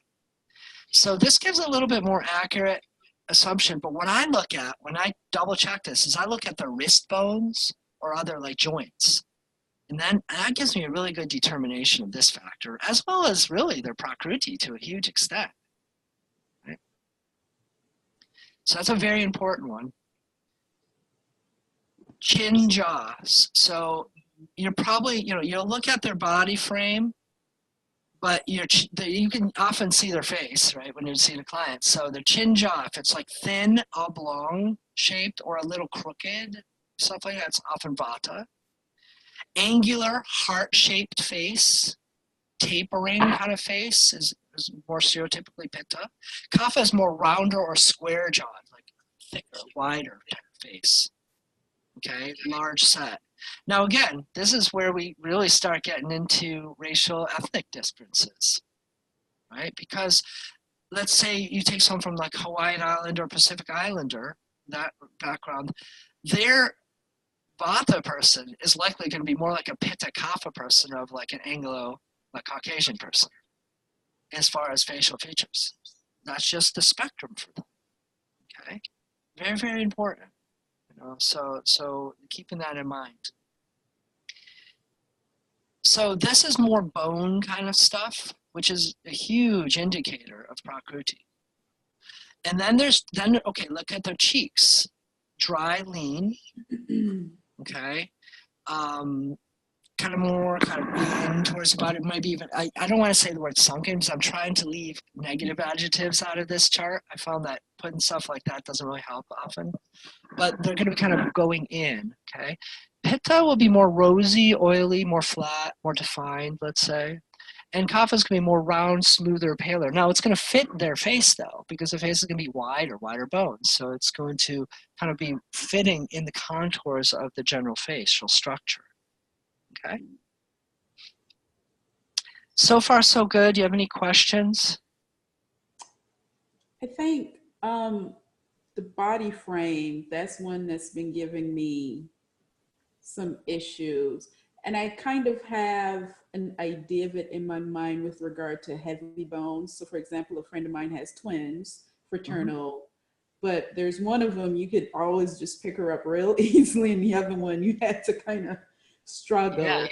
And they've gotten older and gone through puberty. The one with the heavier bones has gotten more, she's still within, you know, normal body weight range, but Sure. she's thicker. Yeah. Where the other one has still stayed a little slim. Okay, so their parents definitely have some kapha in there, right? Somebody, father, mother, somebody has the kapha, and that child happened to get those genes.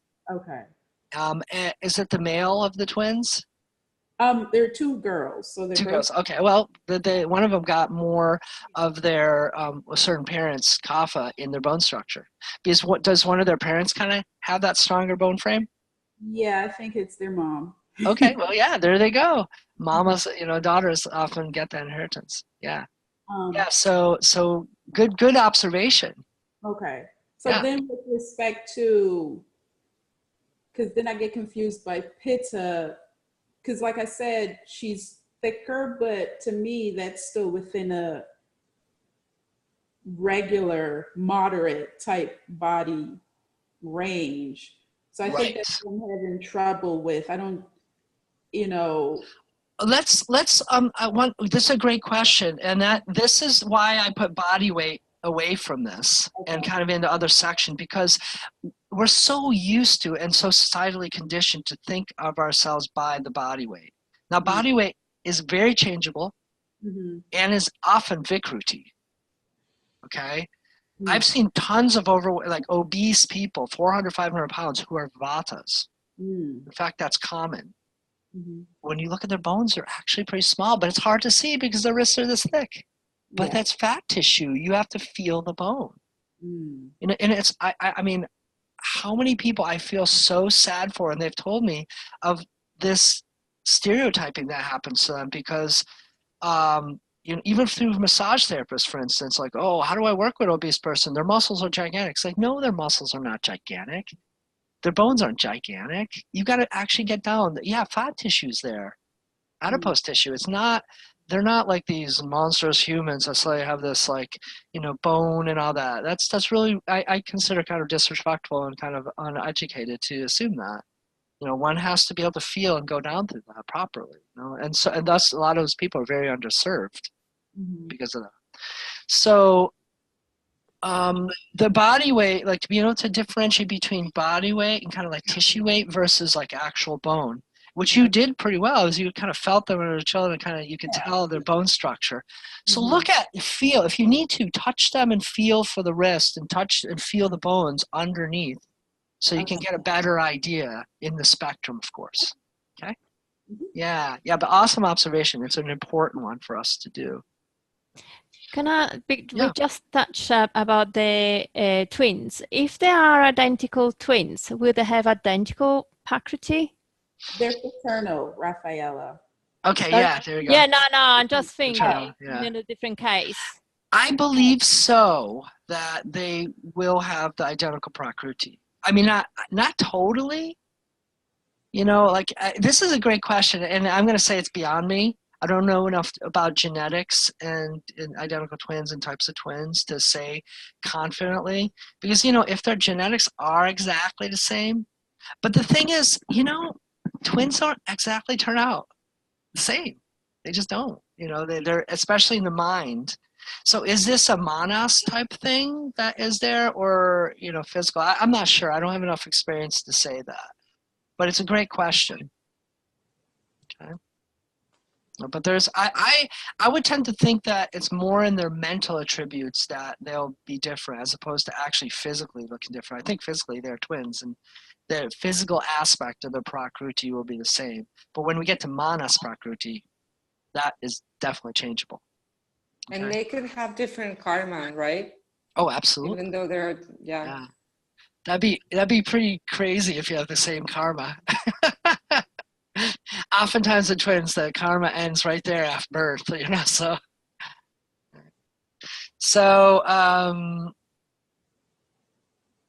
going on, and I don't think I'm going to be able to get to all these factors, so what I want to do is I'm going to offer this to you and have you, again, do the work in the way I talked to you about, and then get back to me, okay, especially when we get this new form up, you can start using this. But let me point something out that's very important for this, you know, because I think, you know, I'm not going to go over every factor here because it's a little wiser to give you the method behind this. First and foremost, these boxes are small. They can only fit a couple adjectives. So I encourage you to make your own forms as you get down the road in your practice. And think about the people that you're serving too, and what adjectives will help them understand better what you're trying to ask. Now, where do these adjectives come from? You know, why do we choose this spectrum of adjectives? Is it because we're just copying from Dr. Light's books? A little bit of that, maybe, but they're gunas, right? They're the gunas. What you're trying to do is use gunic languaging so that the people will choose and give you some idea what gunas are being expressed first in their prakruti, and then when they retake this in their vikruti, which gunas are being expressed.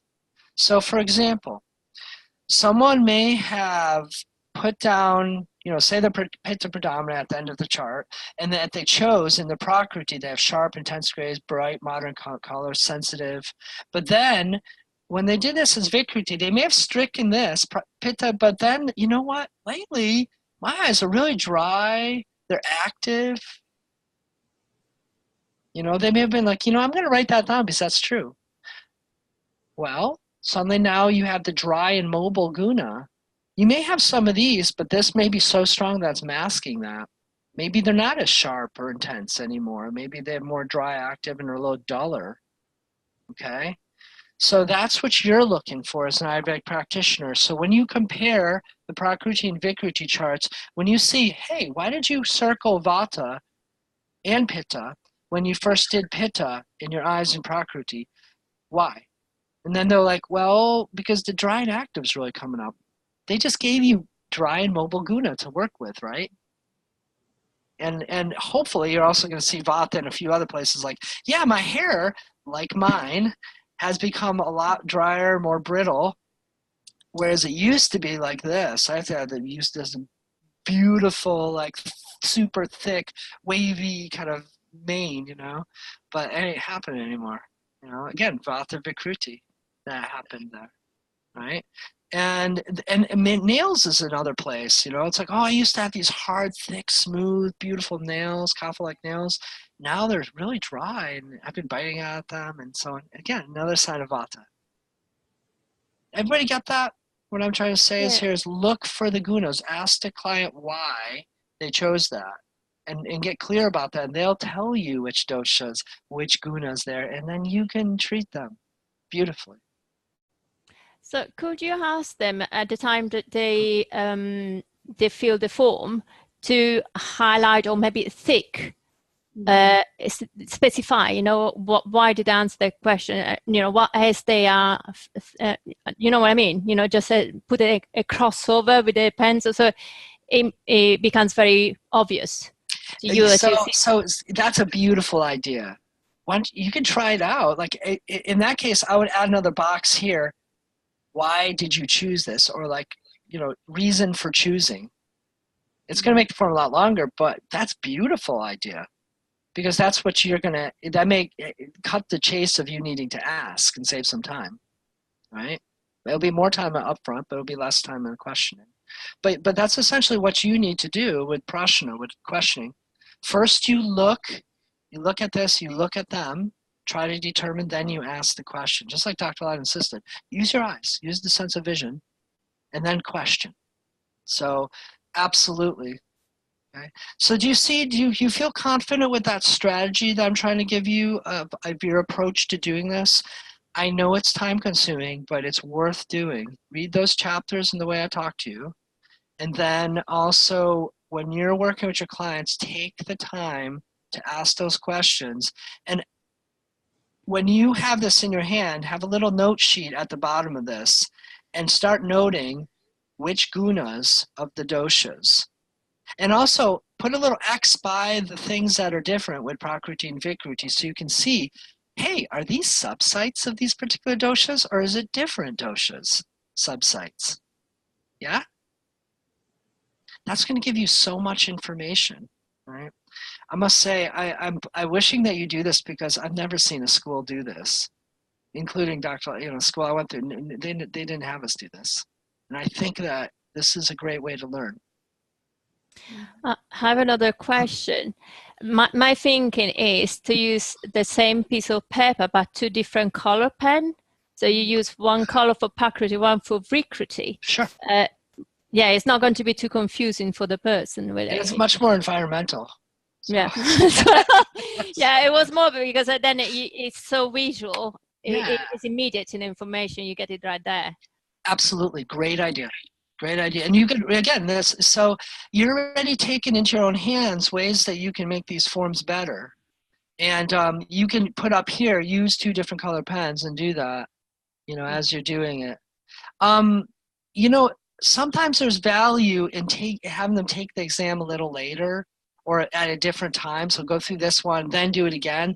You're going to see the inconsistencies. There's some value in that, but doing the different pens is great, and putting a column for reasoning of choice, is fantastic. It's just that much deeper in your sleuthing, and your ability to figure it out. Let me add just a few things since we're running low on time here. What I want to point out too is, again, the second part of this page, I put changeable traits. Now, I would weigh heavier for these changeable traits because, again, like when you look at this, it's very rare. Unless they have severe osteoporosis, their body frame is not going to change too much, right? Again, chin and jaw, unless they have a severe accident or osteoporosis, it's not going to change that much. The cheeks can change. This is debatable about putting this into changeable, unchangeable. Eyes, well, the eye color isn't going to change. But some of the qualities of the eyes can change, so that is changeable. Nose, again, accidents, things like this, severe diseases. Lips, so on and so on. So, but this is, even though it's in the non-changing traits, it's important for them to fill this out because, yeah, the lips could get drier. They could get more oily or lubricated. And that could be a Vikruti. Their teeth could definitely get it, so these are less, I should actually modify this to say less likely or less changeable traits, okay? Or not say anything and just put them on 2 different pieces of paper, or like I did, okay? But why did I choose this? Weight's a big one. That's one that we don't want to imply that, because you've been overweight that you are kapha. That's just not correct. It may be correct, but it's a propensity, but it's not totally correct. Now you see how I worded this? Thin, compact instead of skinny. Yeah, I've seen all kinds of interesting adjectives here that I wouldn't want to strike myself in that column just because of that wording, right? So you don't want to turn people away because of your wording. But here's some things. So thin, compact, okay. Difficult to gain weight. Or you have, that you find that's true. You may eat a lot, but you're just not gaining weight. And then there's like average, let's say, weight. So nowadays, thank some sort of intervention in the medical field. Do you notice how the weight tables have changed from like male, female, height, and this is your weight range? They've now changed to body frame, smaller frame, medium frame, larger frame. Thank you. Now we're a little bit more with Vata, Pitta, Kapha and Ayurveda, right? Because it's true, right? So, and that's so much more respectful because otherwise you're just trying to fit everybody in one box, and that's causing a lot of social issues, right? Social emotional issues. So someone with kapha is never going to be in that low weight range, and if they are, they're not going to be healthy, And someone with vata, if they're on the high spectrum of that, well, there's probably a Vikruti going on there. Even though it's like, oh, I'm in the healthy weight range, it's like, well, we should take a little look. So body frame is really important. Now, for pittas, it's often the case that it's easy to gain or lose weight, but it's in a small spectrum, a couple pounds here and there, maybe in the morning, maybe in the evening if you have pitta type digestion. Kapha weight is usually on the higher spectrum, so that's why I said spectrum, and has tendencies to gain weight and difficult to lose. So it's more like that metabolic tendency, as opposed to saying that chubby, rounded, overweight, which is often put in there, which is, I don't feel, why would anybody feel comfortable with putting that or should feel comfortable with putting that, right? So this is important. Then we go, how I've worded this, and this is usually consistent with other forms, is appetite, digestion, thirst, and elimination, sweating. So we get to like elimination, but this is all kind of metabolic digestive, which is then mental and physical energy. And it's good to divide these two. Oftentimes it's just energy level, but that's a little, not descriptive enough.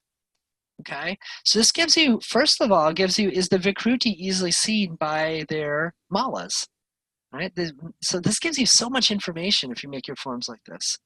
And already you can start thinking about their Agni, especially when they fill this out for Vikruti. So they may have had this, but then now they have a lot of these kind of issues going on. Okay. Then after energy, with energy, I've also put in a little bit more of like hyperactive, crashes easily, bursts and crashes, right? Consistency. I kind of worded it a little bit better to give more positive or more like kind of useful choices.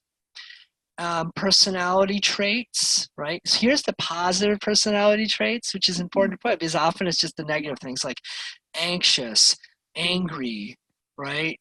Jealous. It's like, oh, thanks. That's my spectrum of choices, right? So that's where we start putting into like kind of subdividing, adding some more categories for moods, decision-making, attitude, and all that. Because oftentimes it was just like emotional. So your only choices were anxiety or something like that, right? Okay. And there's a lot of things like approach to exercise, climate and temperature preferences. That's a nice thing to know. And then financial, a lot of people have eliminated this piece, but I think it is important. Instead of like finances being like, oh, spends monies on trifles, or only buys rich things, or stores and hoards money, which is often seen on these charts. Financial attitude, kind of insufficiency, spends on trifles, like they're, just kind of like free-flowing spender, or wealthy, or try to be, has a very important, like that's important to them. Spends on luxurious items, it's a more Pitta-esque kind of way. And then for Kapha, wealthy, their tendency to be saves and spends on food and on investment, kind of like puts it aside kind of thing, has savings accounts. Okay, so it gives a little bit more easier to hear kind of things, or easier to choose choices. I have Some last questions, yeah. I have a couple questions. So when you do these assessments, then you base your recommendations on the Prakriti, correct? Yes. Okay. Keeping mindful of the Prakriti, so Right. you don't go too far in one direction. Okay, so if they have like a Vata Vikruti, but their Prakriti is Pitta, you want to give things recommendations that'll balance that Vata, but try not to aggravate Pitta. But Okay. how long then do you give those recommendations to balance the Vikruti before you say? So let me answer your question. I totally get what you're going. So here's some things. You're seeing how do you say, it's a Pitta Prakriti, and they have a Vata Vikruti. Is it summertime? What season is it? Because the season, if it's Pitta and it's summertime and it's cold quality of Vata, you already have the season, you have the Prakriti going for you. You need very light remedy. Just a little bit of warmth will then kick in the seasonal intelligence likely. And you wouldn't want to give it for very long through the deep summer, right?